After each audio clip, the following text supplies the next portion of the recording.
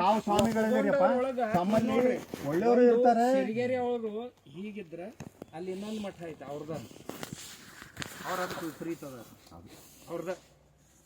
ಹೀಗೆ ಇರ್ತಾವ, ವೈಚಾರಿಕ ಮತಭೇದ ಇರ್ತಾವ.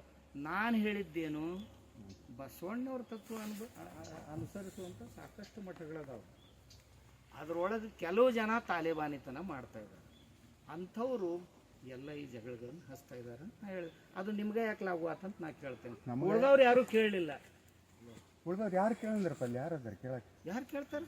ಯಾಕೆ ಬಸವ ತತ್ವ ಅಲ್ಲಿ ಅಲ್ಲಿದ್ದವರು ಅಲ್ಲಿ ನಿಮ್ಮ ಇದ್ರೊಳಗೆ ಇಂಟರ್ವ್ಯೂ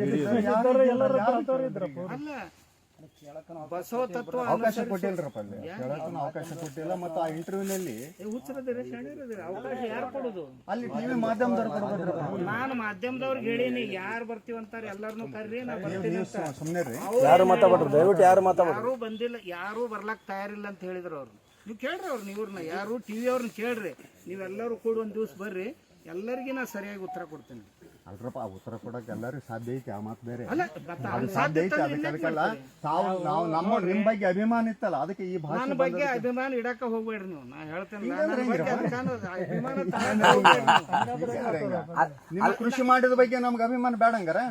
ಏನು ಅಭಿಮಾನ ಇಟ್ಕೋಬೇಡ್ರಿ. ಏನ್ ಇಟ್ಕೋಬೇಕು ಹೇಳ್ರಿ? ಏನು ಇಟ್ಕೋಬೇಡ್ರಿ. ಏನ್ ಇಟ್ಕೋಬೇಡ ಅಂದ್ರೆ ಹೆಂಗ್ರಿ? ಏನು ಇಟ್ಕೋಬೇಡ್ರಿ. ನೀವು ಬಸವ ತತ್ವದ ಮಠ ಅಂತ ಏನು ಇಟ್ಕೋಬೇಡ ಅಂತಂದ್ರೆ ನೀವು ನಿಮ್ ಭಾವನೆಗಳು ಬೇರೆ ಆತಾವಲ್ಲ. ನನ್ನ ಭಾವನೆ ಬೇರೆ ಅದಾವ ಅಂತ ತಿಳ್ಕೋರಿ. ಇದು ಮಾತು ಸರಿಯಾದ ಮಾತು ಅಲ್ರಪ್ಪ ಅಪ್ಪರೇ, ನೀವು ಅಲ್ಲಿ ಟಿವಿ ಇಂಟರ್ವ್ಯೂನಾಗ ಏನಾದ್ರಿ ಪ್ರೀ ಜೋಡಿಸಿರ್ತಾರ, ಅವ್ರು ಪ್ರೀ ಜೋಡಿಸಿರ್ತಾರ ಟಿವಿ ಇಂಟರ್ವ್ಯೂದಾಗ. ಅದು 28 ಅಂತ ಹೇಳಿವ್ರಪ್ಪ, 28 ಅಂತ ಹೇಳಿವಿ. ನಿಮ್ಗೆ ಯಾವಾಗಾರ ಒಂದು ಬಿಡು ಇದ್ದಾಗ ಎಲ್ಲರೂ ಕೂಡಿ ಬರ್ರಿ, ಮಾತಾಡೋಣ. ಅಪ್ಪರೇ ಇನ್ನೊಂದು ಏನಿಲ್ರಿ ವಿಷಯಗಳು ಅಲ್ಲಿ ಏನಾಯ್ತು ಬಂತಂದ್ರೆ, ಅಲ್ಲ ನೀ ಇಷ್ಟು ಮಾಡಿದ್ರೆ ಸಾಕಲ್ಲ ಸಾಕಾಗಲ್ಲ, ಇರ್ಲಿ ಬಿಡ್ರಪ್ಪ, ಇರ್ಲಿ ಬಿಡ್ರಿ. ನೋಡ್ರಿ ಕಡೆ ಬರ್ರಿ,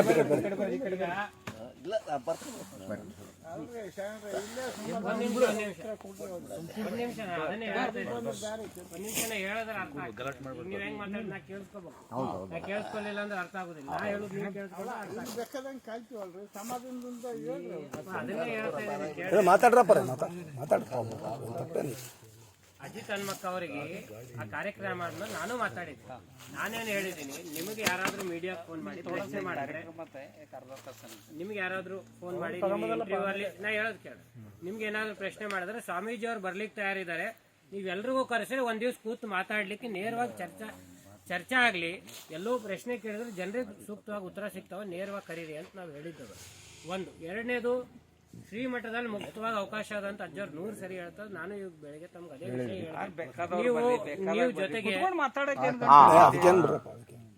ವಾದೇ ಜಾಯತೆ ಜ್ಞಾನ, ಸಂವಾದದಿಂದಾನ ಜ್ಞಾನ ತಯಾರಾಗೋದು. ಬರ್ರಿ ನೀವು ಏನ ಮತ್ತೆ ಯಾರು ಶಾಣ್ಯರಿದ್ರೆ ಅವ್ರನ್ನೂ ಕರ್ಕೊಂಡು ಬರ್ರಿ.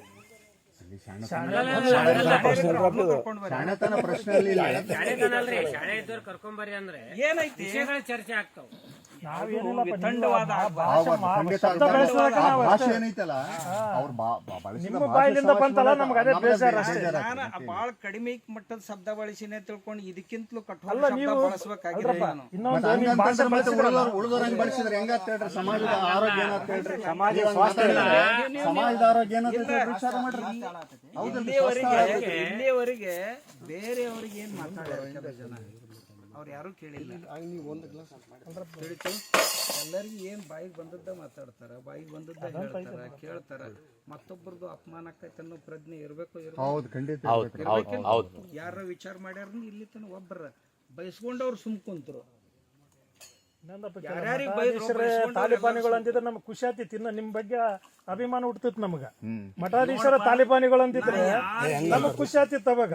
ಅಲ್ಲ, ಅವ್ರ ಅದಾರ, ಅವ್ರ ಮೀಟಿಂಗ್ ಮಾಡ್ಯಾರ. ಈಗ 4 ಮೀಟಿಂಗು ಎಲ್ಲರೂ ಮೀಟಿಂಗ್ ಮಾಡ್ಯಾರ. ಅವ್ರು ನಿಮ್ಮ ಹತ್ರ ಬರಲ್ಲ, ಅವ್ರಲ್ಲಿ ಅಳಕೈತ ನಿಮ್ಮ ಹತ್ರ ಬರಲ್ಲ. ನಾವು ಬರಲ್ಲ, ಮಠಾಧೀಶರು ಯಾರು ಬರೋದಿಲ್ಲ, ನಿಮ್ಮ ಹತ್ರ ಯಾರು ಬರಲ್ಲ ಅಂತ ನಾ ಕೇಳ್ತೇನೆ. ಅವ್ರ ತಪ್ಪು ಜೀವನ ಮುಡುಪಾಗಿ ಇಟ್ಟಿರೋದು. ಅವರು ತಪ್ಪು ಬಹಳಷ್ಟ ಇದೆ. ಅಲ್ಲಿ ನೈತಿಕತೆ ಇರೋದಲ್ಲ, ಅಲ್ಲಿ ಹೆಚ್ಚಿನ ನೈತಿಕತೆ ಕೊರತೆಯಿಂದಾಗೆ ಬರೋದಲ್ಲ ಅವರು. ಶುದ್ಧವಾಗಿ ಆಚರಣೆ ಮಾಡೋರು ಇರ್ತಾರೆ, ಮತ್ತೆ ಆ ವರ್ಗನೂ ಇರ್ತೈತ್ರಪ್ಪ, ಭಕ್ತರಲ್ಲಿ ಹೆಂಗ್ ಇರ್ತೈತೆ. ಒಂದ್ ಅಪರ ತಾವು ಟಿವಿ ಇಂಟರ್ನ್ಯಾಗ ಮಿಕ್ಸರ್ ಇದ್ದೇ ಒಂದ್ಸಲ ಇದೊಂದು ಕೊನೆ ಮಾತು. ಈಗ ವಚನದಲ್ಲಿ ಕುಂಕುಮ ಧರಿಸಬಾರ್ದಂತ ಯಾವ ವಚನದಾಗ ಐತೆ ಅಂತ ತಾವು ಪ್ರಶ್ನೆ ಮಾಡಿದ್ರಲ್ಲಿ ಟಿವಿ ಸಂದರ್ಶನದಾಗ. ಅದೇ ನಿಂಗೆ ಹೇಳ್ತೇನಲ್ಲ, ಎಲ್ಲ ಕಲೆಕ್ಟ್ ಮಾಡ್ಕೊಂಡ್ ಬರ್ರಿ, ಆರಾಮಾಗಿ ಒಂದ್ ದಿನ ಬರ್ರಿ, ಆರಾಮಾಗಿ ಹೇಳ್ತೇನೆ. ಆಮ್ಯಾಗ ವಚನಗಳಲ್ಲಿ ಇದು ಒಂದೇ ಬೇಡ, ನನ್ನ ಹತ್ರ ಇವು ಸಾಂದರ್ಭಿಕ ಮಾತುಗಳನ್ನ ತಗೊಂಡು ಸಿದ್ಧಾಂತ ಕಟ್ಟಕ್ ಹೊಟ್ಟವ್ರ ಅದಾರಲ್ಲ, ಅವನ್ನೆಲ್ಲ ತೆಗೆದಿಟ್ಟಿನ. ಸಾಂದರ್ಭಿಕ ಮಾತುಗಳ ಇಲ್ಲಿ ಬಸವಣ್ಣವ್ರು ಈ ವಿಷಯದ ಕುರಿತು ಹಿಂಗ ಅಂದಿದ್ರಂದ್ರ, ಅದೇ ಬಸವಣ್ಣವ್ರು ಅದೇ ವಿಷಯದ ಕುರಿತು ಮತ್ತೊಂದು ವಚನದಾಗ ಏನ್ ಹೇಳ್ಯಾರ, ಅವೆಲ್ಲ ನನ್ನ ಹತ್ರ ಅದಾವ. ಅದಕ್ಕೆ ಅಲ್ಲಿ ಅವೆಲ್ಲ ಅದಾವ ನನ್ನ ಹತ್ರ. ಆಮೇಲೆ ಯಾವ ಸನಾತನ ಒಪ್ಕೊಂಡಿಲ್ಲ ಬಸವಣ್ಣವ್ರ ಅಂತ ಹೇಳ್ಯಾರ, ಹೌದೌದು ಎಲ್ಲ ಸನಾತನದ ಪುರಾವೆಗಳು ನನ್ನ ಹತ್ರ ಅದಾವ. ವೇದವನ್ನು ಧಿಕ್ಕರಿಸ್ಯಾರ ಇಲ್ಲ ಶರಣರು. ವಚನಗಳೂ ಆಗ್ಯಾವಪ್ಪ ಅವು. ನೋಡ್ರಪ್ಪ, ನಿಮಗೆ ಯಾವ ಹಿಡ್ಸಂಗಿಲ್ಲ ಅವು ಕೋಟೆ ವಚನಗಳನ್ನ. ನಾ ಈಗ ನಿಮ್ಮ ಮಠಗಳವರೇ ಪ್ರಿಂಟ್ ಮಾಡಿದಂತ ಪುಸ್ತಕಗಳನ್ನು ಕೊಡ್ತೇನೆ. ಅಲ್ಲ, ಮಠದ ಪ್ರಿಂಟ್ ಇರ್ಬಿಟ್ರೆ ಅದಕ್ಕಿಂತ ಮುಖ್ಯವಾಗಿ ಅದನ್ನ ಅರ್ಥೈಸಿಕೊಳ್ಳೋದ್ರಲ್ಲಿ ತಪ್ಪಾಗಿದೆ ಹೊರತು ಅರ್ಥೈಸಿಕೊಳ್ಳೋದ್ರಲ್ಲಿ ಅರ್ಥೈಸೋದಿಲ್ಲ, ಅರ್ಥನ ಸ್ಪಷ್ಟ ಅದಾವ ಅಂತವೆಲ್ಲ ಕೊಡ್ತೀನಿ. ಸನಾತನವನ್ನ ಅವರು ಇನ್ನೊಂದ್ರಪ್ಪ, ತಾವು ಒಂದೇ ಮಾತು ತಮಗೆ ಹೇಳ್ಬಿಟ್ರಿ, ನಮ್ಮ ಅರ್ಜೆಂಟ್ ಐತೆ. ವೇದಗಳಲ್ಲಿ ಇದ್ದದ್ನೇ ಬಸವಣ್ಣವ್ರ ರಚನೆದಾಗ ಏನ್ರಿ ಹಂಗೆಲ್ಲ ವೇದಗಳನ್ನ ನೀವೆಂದಾರು ವೇದಗಳನ್ನು ವೇದಗಳನ್ನ ನಾವು ಓದಿಲ್ಲ, ಬಸವಣ್ಣವ್ರ ರಚನೆಗಳನ್ನ ವೇದಗಳ ಏನ್ ಓದಿರಿ? ವೇದಗಳಲ್ಲಿ ಏನೈತಿ? ಒಬ್ಬನೇ ದೇವರು, ಹೇಳ್ರಿ ಒಬ್ಬನೇ ದೇವರು. ನಮಗೆ ವೇದಗಳು ಬೇಕಾಗಿಲ್ಲ, ಓದಿಲ್ರಿ ನಾವು. ಅಲ್ರಿ, ಮತ್ತೆ ವೇದ ತಪ್ಪದವು, ವೇದದಾಗ ತಪ್ಪಂತ ನಾವ್ ಹೇಳಿಲ್ರಪ್ಪ. ಬಸವಣ್ಣವ್ರು ಹೇಳ್ತಾರೆ ವೇದವೆಂಬುದು ಓದಿನ ಮಾತು, ಯಾಕಂದ್ರು ಅನ್ನೋದನ್ನ ನೀವು ಅಭ್ಯಾಸ ಮಾಡ್ಬೇಕು. ಅದೇ ವೇದವನ್ನು ಮತ್ತೊಂದು ಕಡೆ ವರ್ಣನೆ ಮಾಡ್ಯಾರ, ಸ್ಥಳಕಟ್ಟಿನಲ್ಲಿ ಹೇಳ್ಯಾರ ಬಿಡ್ರಿ, ಅದೇ ವೇದವನ್ನು ವರ್ಣನೆ ಮಾಡ್ಯಾರ, ಶ್ರುತಿಗಳನ್ನ ಪ್ರಾರಂಭದಾಗ ಮಾಡ್ಯಾರಪ್ಪ, ಹಿಂದಡಿ ಪ್ರತಿಪಾದನೆ ಮಾಡ್ಯಾರ, ಭಗವದ್ಗೀತೆ ಶ್ಲೋಕಗಳನ್ನ ಹೇಳ್ಯಾರ, ಜಾತಶತ್ರು ಮೃತ್ಯು ಎಂಬುದಾಗಿ ಅಂತ. ಅದು ಸರಿ ರೀ, ಹೌದಲ್ಲ?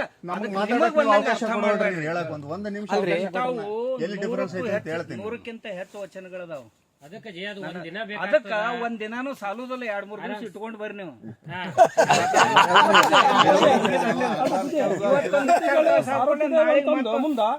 ಒತ್ತಡ ಆಗ್ತಿದ್ ನಮ್ಗೆ ಈಗ. ಅದು ತಾನು ಆಗುತ್ತಂತ ಮತ್ತೆ ಮುಂದೆ ಹೇಳ್ತಾರಪ್ಪ ಅವ್ರ. ಶ್ರುತಿಗಳು ಸಾರ್ತಿದಾವೆ, ಆದ್ರೆ ಏನಾಗದಂತ ಯಾವ್ದೋ ಒಂದ ವಚನ ತಲೆಯಾಗ ಇಟ್ಕೋಬೇಡ, ಇಂಥವ್ 100 ಅದಾವ.